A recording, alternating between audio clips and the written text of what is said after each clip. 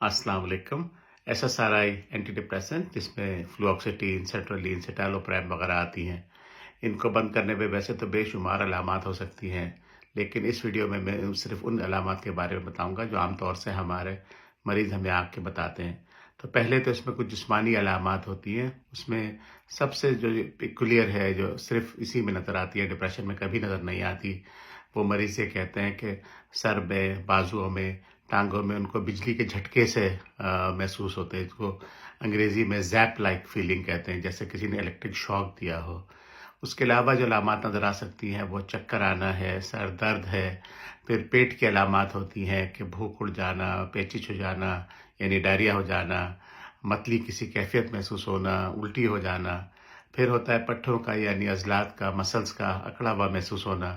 फिर एजिटेशन होती है यानी इतनी शदीद बेचैनी होती है कि हर वक्त चलता रहे, कुछ ना कुछ हरकत करता रहे।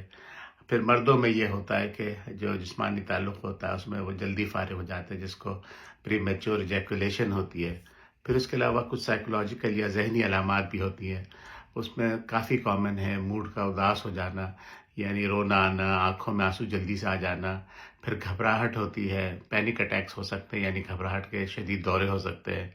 फिर उसी के साथ एंग्जाइटी की एक अलामत ये होती है कि जो हल्की सी आवाज़ें भी बहुत ज़्यादा ज़ोरदार सुनाई देने लगती हैं, जिसको हम हाइपर एक्यूसिस कहते हैं। लोगों को तवज्जो बरकरार रखने में मुश्किल होने लगती है, तवज्जो देने में मुश्किल होने लगती है, मरने के ख़यालात आने लगते हैं। फिर नींद की खराबियाँ हो सकती हैं, या तो नींद उड़ जाती है या नींद आती है तो उसमें बहुत डरावने ख्वाब आते हैं और बहुत ज़्यादा ख्वाब आने लगते हैं, जिसको एक्सेसिव ड्रीमिंग कहते हैं और रियलिस्टिक ड्रीम्स कहते हैं। इसका मतलब ये होता है कि इस तरह के ख्वाब आने लगते हैं कि जब आँख खुलती है तो बिल्कुल ऐसा लगता है जैसे वाक़ई सब कुछ हकीकत में हो रहा हो, थोड़ी देर तक ऐसा लगता रहता है। जैसा कि मैं पहले बता चुका हूँ, ये तमाम अलामत हर मरीज़ को नहीं होती, हर उस इंसान को नहीं होती जो SSRI बंद करता है, और उसकी कुछ ख़ास वजूहात होती हैं, मैं जो इंशाल्लाह अगली वीडियो बताऊँगा। तो ये जिन लोगों को होती है तकरीबन दवा बंद करने पे 40% के करीब, यानी 100 में से तकरीबन 40 लोगों को होती है।